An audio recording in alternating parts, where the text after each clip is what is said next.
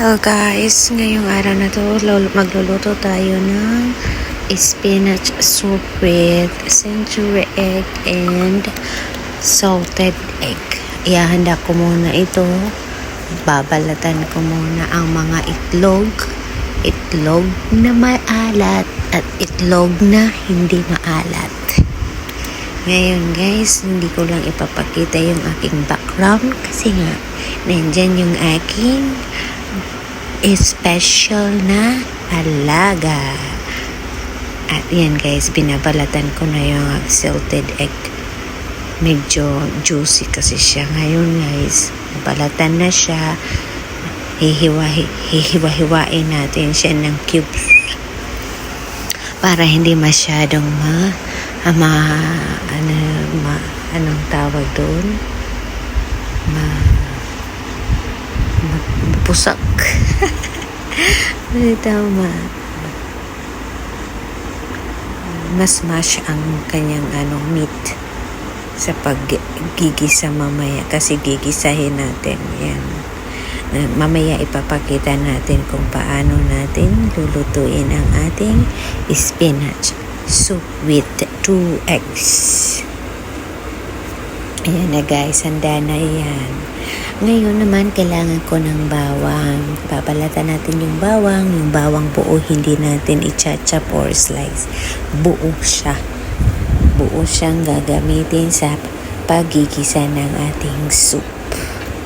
Ngayon, iniisip ko dyan, kumusta na kaya ang aking mga parents ngayon? Malakas ang ulan. Ngayon, nababalita na may bagyo. Kumusta na kaya sila? Ang aming bubong baka tutulo. Pag malakas ang ulan, tumutulong aming bubong. Hindi pa kasi siya safe talaga.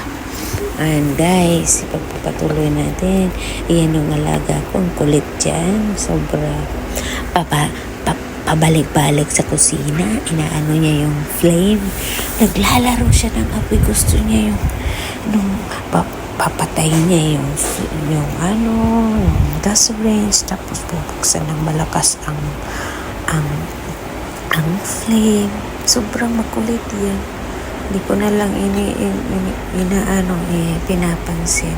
At ngayon guys, tapos na natin balatan, hugasan naman natin siya. Tapos ngayon, handa na ang ating mga ingredients. Sisimulan na natin ang ating pagluluto. Una, mantika at bawang. Ayan na guys. Luluto na tayo. Gisahin ang bawang. Gisa-gisa lang yan. Tapos ilagay na ang 2 itlog. Century egg, kulay itim, at salted egg, yung kulay puti na may yellow. Yan, masarap na yan. Tapos, isunod na natin yung kulay na spinach. Spinach vegetable. Isa-gisain, halu-haluin lang para maging maluto, para even ang pagkaluto niya. At pagkatapos naman yan, lalagyan natin ng ikan dilis soup.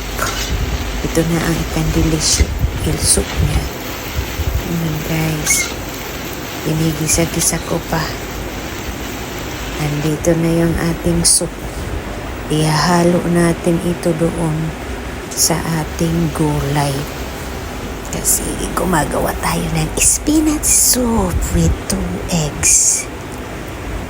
Sabi naman ng aking amo na kapag gumawa daw ng spinach soup, maraming sabaw. Pag hindi naman gagawa ng sabaw, spinach soup, kunti lang ang sabaw. Ayan guys, patapos na ako dyan guys. Salamat sa panonood at sumuporta pa kayo sa aking page, Isabel.